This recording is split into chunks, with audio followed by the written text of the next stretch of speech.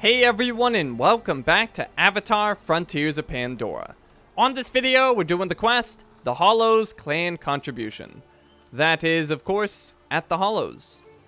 So, we should be near the basket. There it is. And they are looking for cloud pine resin of fine quality or better. So, let's take a look at it in our guide here. Most commonly found on cloud pine trees. Not particularly surprising there. Let's unpin the pod fruit and we'll pin this. And then looking at our map, we're gonna head back to Field Hangar Lima, where we were captured, because right outside of it is a cluster pines biome.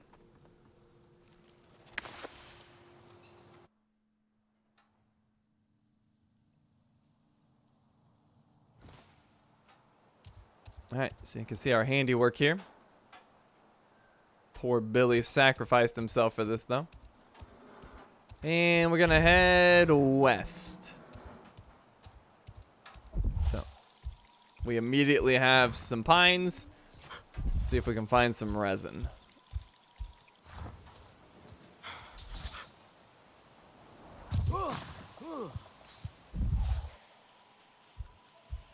So far, not seeing any, but we'll definitely find some.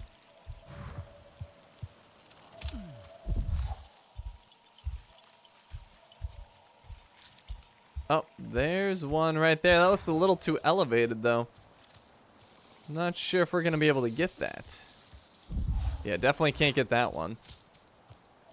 But maybe we could get these other ones. We got one up there.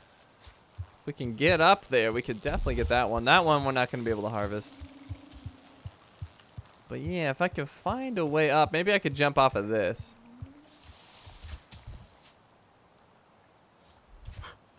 There we go. That'll work. Up here. Perfect.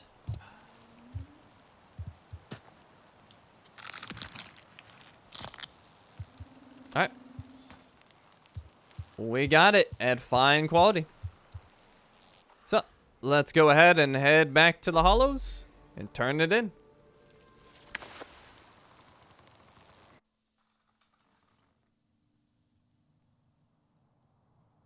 You think we will ever trade with the other clans like we used to? Maybe. I would like to try out some of that Zakru cheese. See what all the fuss is about. And maybe try on a Rana head bow. Different shape. That would be nice. Oh, my energy's getting low. Let's eat some food. We fought, we won. If we have to, we will do it again. All right. Contribute that resin. And our quest is complete. We got Winter Brown Will Hair the Sky Tint. people vanish now? I do not dare hope. All right, so we got a merchant here. The forest cries for Pandora's wound. We all do. Uniluk. Let me see what I can share. All right, so he sells Storm Glider Teeth, Forest Pine Cone, a Bonehelm Rhino Lighthide, Snakewood Cone, and Crimson Bark. He's also got some gear, Herbalist Headband, more health, but we lose our firearms damage, no thanks. Woodshaper Cuff for Arm Guard, more health, but we lose our stats. Herbalist Shoulder Piece, same deal. Herbalist Ankle Guards, same health, but I lose the stat. Terrible.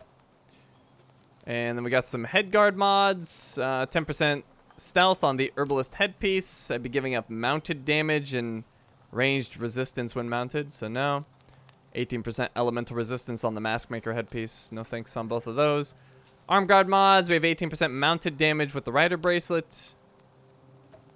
Or Forest Claws Bracelet, which is 10% melee resistance. I'll keep mine. Chest Guard mods, Gathering Tool Strap, 8% ranged resistance. Versus RDA damage, nah. And Ankle Guard mods, 8% ranged resistance with the Unilux Hunter Gators. versus 13% RDA damage, so none of those were particularly good. But he does have some interesting designs. Unalux Cuff, arm guard design, 87 to 256 health. It's got 15% weak spot damage, which is nice.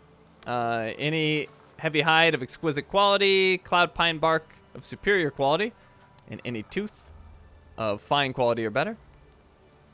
So, should consider crafting that at some point. Unalux Cape is a chest guard design, 81 to 244 health, 10% stealth. Takes an exquisite moss, a superior tooth, and a fine frillstone cone. Unlikely to make that, but we'll take the design. And Unalux ankle guards. Ankle guard design, 118 to 227 health. It's got 15% weak spot damage as well, which is nice. Exquisite light hide, a superior crimson bark, and a fine snakewood cone for that.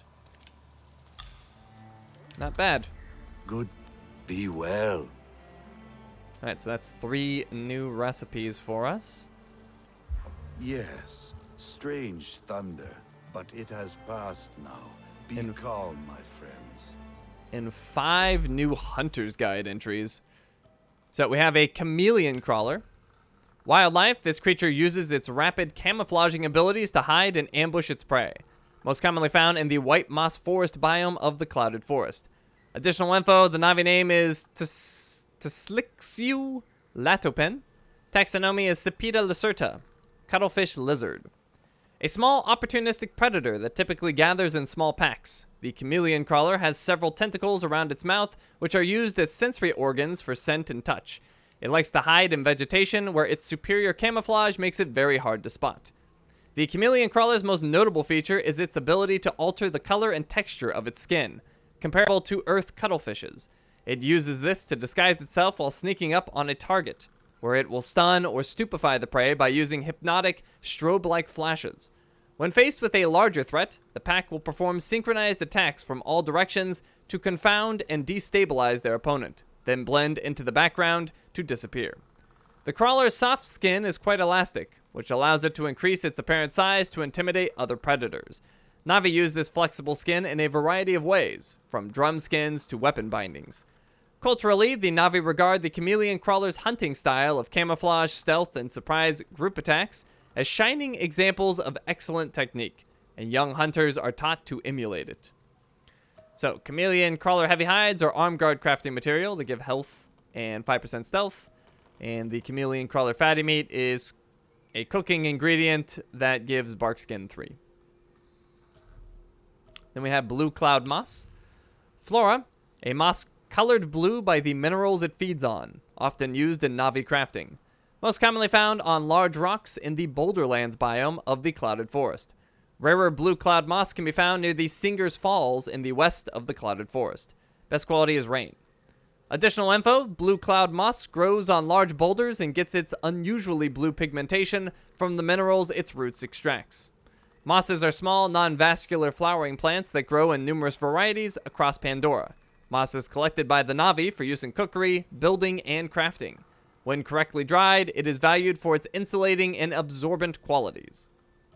So, blue cloud moss is torso crafting material, gives health and 5% stealth. Then we have a frill stem cone. Flora, a harvestable cone. Most commonly found near the bottom of frill stem trees. Rarer frill stem cones are often found in the Giant's Wilderness biome of the clouded forest. Best quality is dry. Additional info, the cone of the frill stem tree. A hard brown cone with ochre edges and a fresh menthol scent. It's gear crafting material. It gives health and 5% elemental resistance. Then we have a snakewood cone. Flora, a cone that is often used for crafting interesting gear, most commonly found on snakewood. The rarest snakewood cones are often found near the Grasping Mountain in the east of the clouded forest. Best quality is dry. Additional info, the snakewood is a tree with 2 or more slender trunks that branch into rich bows of green and red leaves. Its blue-tinged, segmented bark is highlighted with yellow, giving its trunk and branches a scaly, serpentine appearance. It's gear crafting material. It gives health and 5% melee resistance. And then we have the snakewood. Flora. The snakewood is a tree with a scaly, serpentine appearance, most commonly found in the Boulderlands biome of the clouded forest. Additional info, the snakewood is a tree with 2 or more slender trunks that branch into rich bows of green and red leaves. Its blue-tinged, segmented bark is highlighted with yellow, giving its trunk and branches a scaly, serpentine appearance. Alright, and then in our journal we have our 2, or rather 3 new designs. And then ammo, for some reason it didn't mark the short shellbreaker arrows. Alrighty, let's see, let's go this way.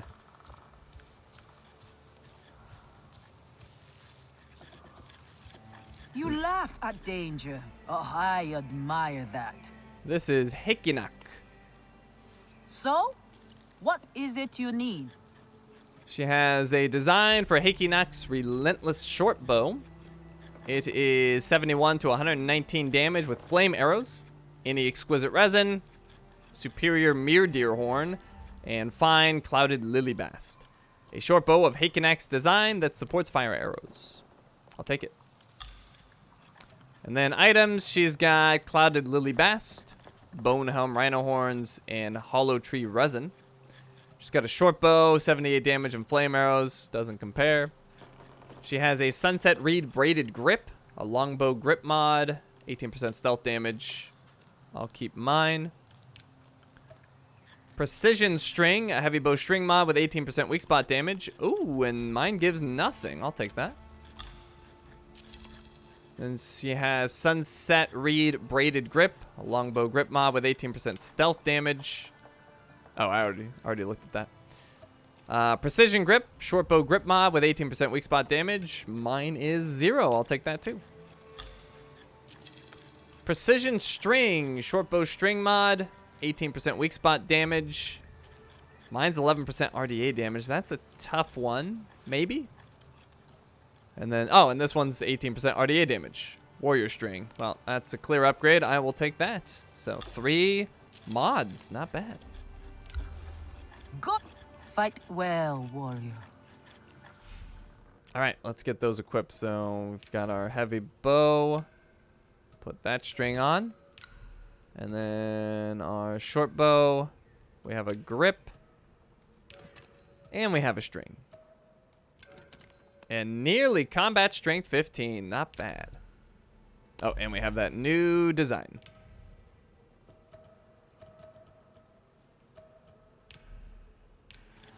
Okay. Let's look around the hollows some more. Maybe we'll go over here. And let's look out for little baskets. There's one right here. Our flame has grown. I can feel its warmth. Equipment basket. We've got herbalist shoulder piece. Is that any good? 72 health and 16% weak spot damage. Ooh, that's a tough one. I think I will use this though. 8% damage is nice, but 16% weak spot damage. I'm gonna go for it.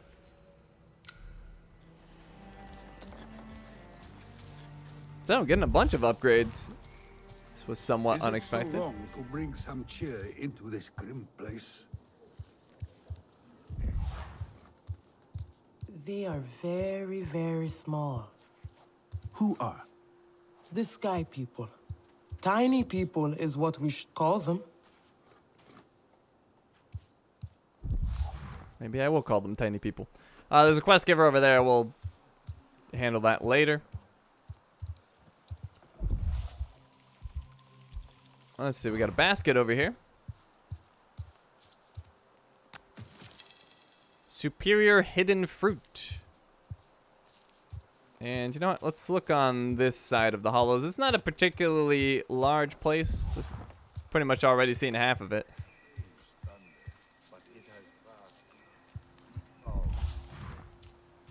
There's an appearance spot over there. Might use that in the near future.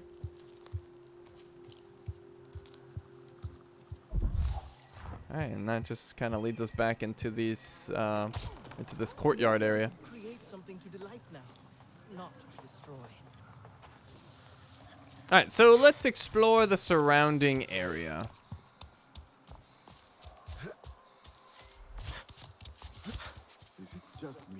he'll act like she is above everyone, just because she is Anufi's caretaker. I think she was always like that. 'Tis just her way. She wants to prove herself worthy after Satane left. Maybe. I suppose losing her mentor must have been hard. Okay, so you can see our Navi senses are picking something up over there. Let's go check it out.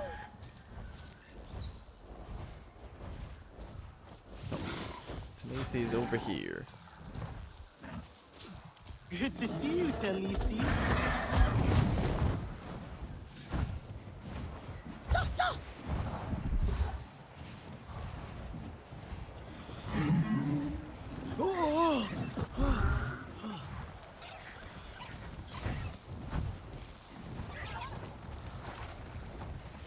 Okay, we've arrived at a budding watcher.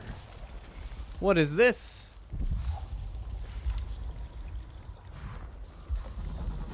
Got a new entry for it. Budding Watcher, Flora. A network of plants whose main body will open once the smaller connected plants have been stimulated. Found throughout the clouded forest. Additional info, the Navi name is Acyspixum. Taxonomy, Turris mycelium. Tower fungal network.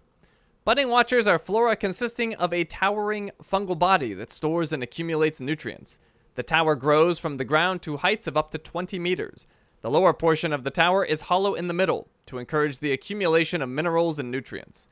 Beneath the tower is an extensive root network that spreads out in multiple directions, searching for other locations rich in nutrients. These roots sprout small fungi along their path to nourish the ever-extending roots. When a suitable location is found, the plant sprouts a new fungal bud that grows into another, much smaller plant body. These smaller bodies each grow a reserve of spores, which they tactically release when in close contact to small creatures. These creatures are then coated in spores which must be fertilized. To do this, the primary tower of the plant waits until all of its smaller bodies have released their spores. Then it raises its fungal growths to unveil the opening to its hollow center. The creatures coated in spores are then tempted by the nutrients within to investigate. In doing so, they transport the spores into the tower, where the budding watcher can then release its fertilizer and propagate its own growth. Through doing this, the plant is able to expand its network, increase the size of its tower, and ensure its survival. Budding watchers favor open spaces within the clouded forest region of the western frontier. This is so they have space to not only grow their impressive primary bodies, but also so they can expand their network of roots. Kamitiri Navi have developed a mutually beneficial relationship with the budding watcher across generations of both species. For the Navi, the plant's hollow towers provide protected storage of resources and materials as it can withstand the elements and strong weather. In return, the Navi continually propagate the species as the opening and closing behavior of this plant is seen as both a fun and helpful activity for young Kamitiri. So, find its buds, release all the spores, and the tower will open. Let's look around, see what we can find.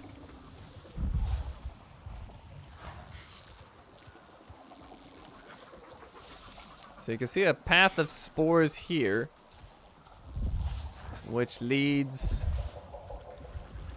to our budding watcher.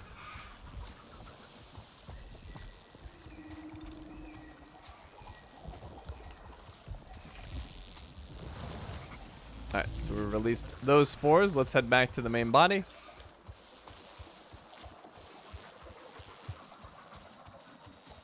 Oh, and we've seem to have a bunch growing around this spot for some reason. Not sure what happened there. But anyways, back to the body.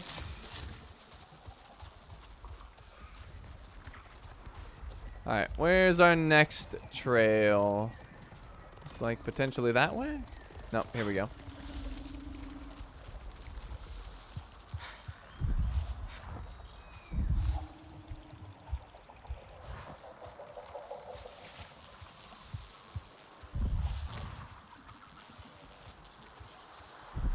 I'm still looking out for new stuff. We certainly have not found everything in the clouded forest, but we've made some progress.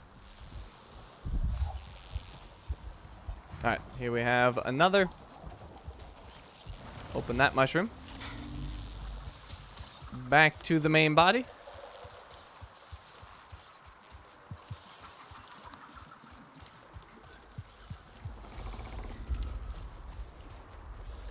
Okay, then we have this path.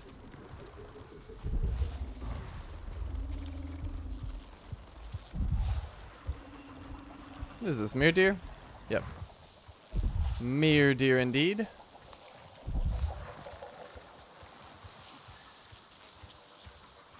I can look at this and see how it wants to be shaped.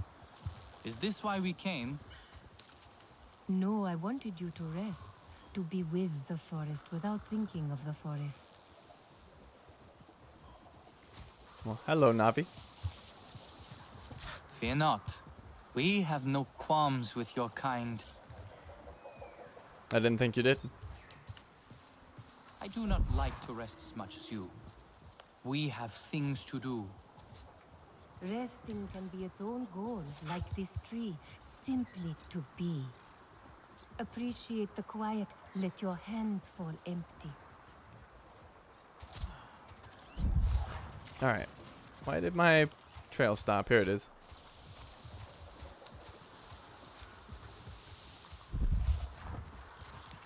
Alright, so you can see... Oh, never mind. It looked like it split. It did not.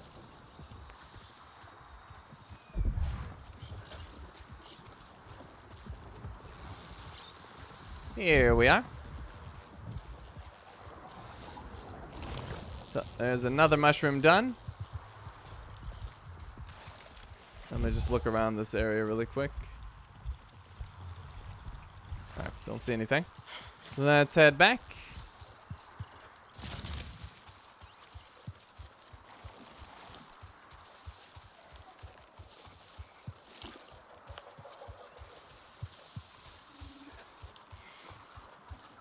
That one sent us on a long path.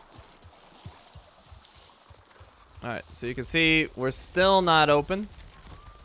So we're gonna need another path. Here we go.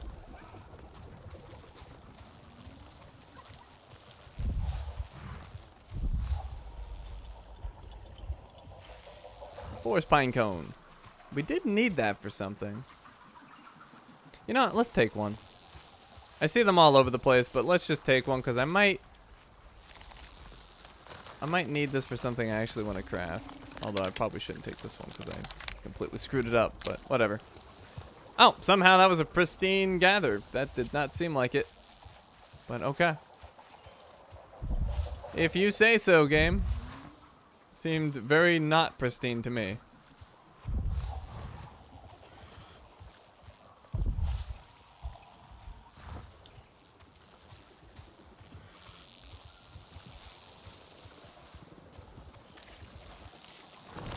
Okay, open that up and we should be good now.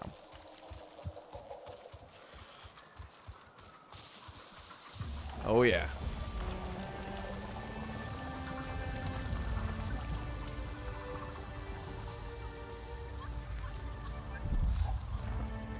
Alright, we've got this basket. I'm having trouble looting. Camouflaging remedy. A food. Oh, why did I go here? My food wheel. Camouflaging remedy. 1 with Pandora for 31 minutes. You are harder to detect during dusk, night, and dawn. One of several mysterious remedies that may be found in baskets under the budding watchers of the clouded forest. Alright, so if you want to be sneaky, there you go. It's a way to do it.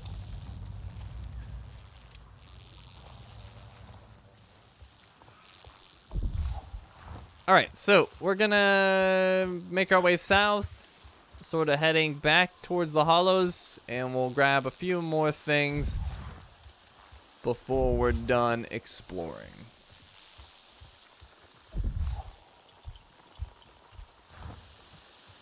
So I'll probably just jump off here. And there should be some floating islands nearby. Yeah, I think it's that one that I want. Anyways, let's... Or no. No, I want to go over here. So let's go to this floating island.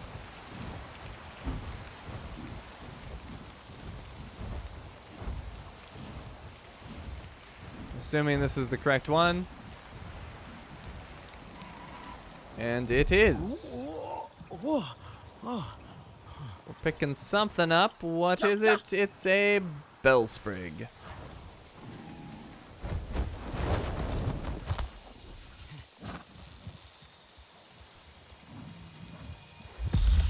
Alright, health permanently increased. We got, what are they called again? Flamingo orchids? Yep, flamingo orchids there.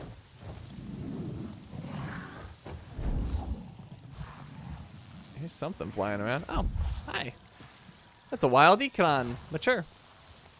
Alright, and then there's another item, collectible, whatever, right below us. I can't quite see it from here. Anyways, it's down here. I think it's... now I'm a little confused. Might be right here. Oh yeah, there it is.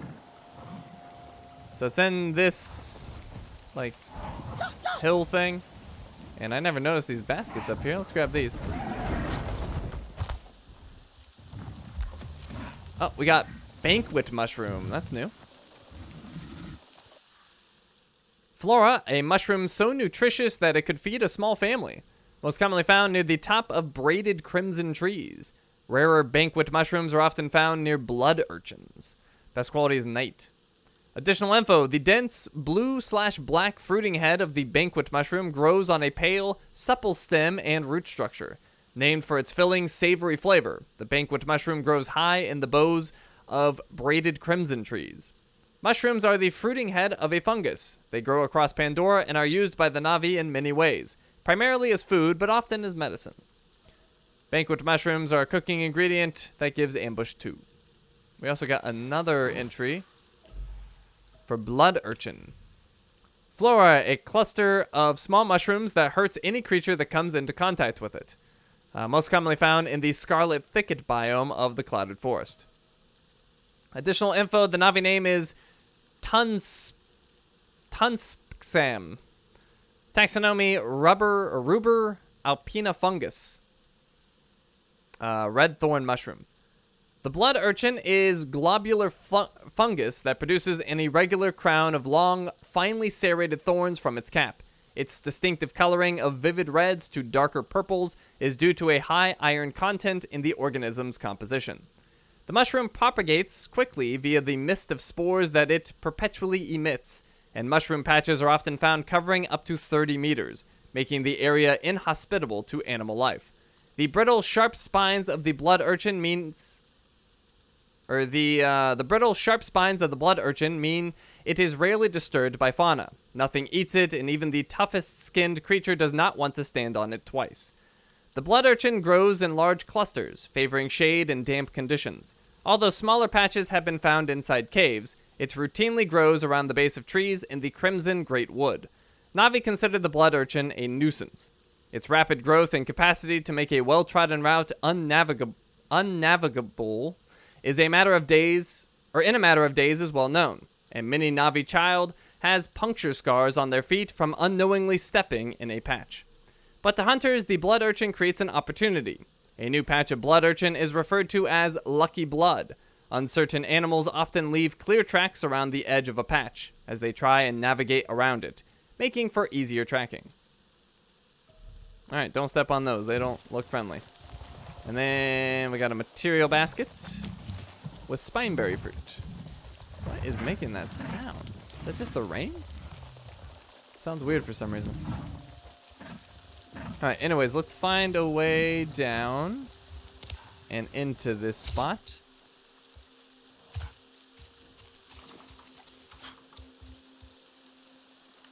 I think we need to go down into the water. Yep. Alright, you can see there's a cave right here. Down we go.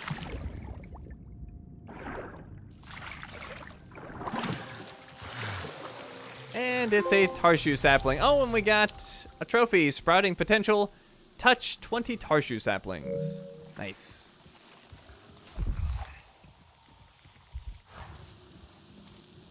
Alrighty, and then we have an easy way out right here back into the water.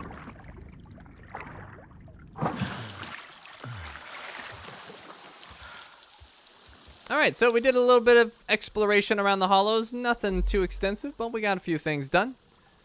And we're going to go ahead and wrap things up right here. So thank you for watching, and I will see you next time.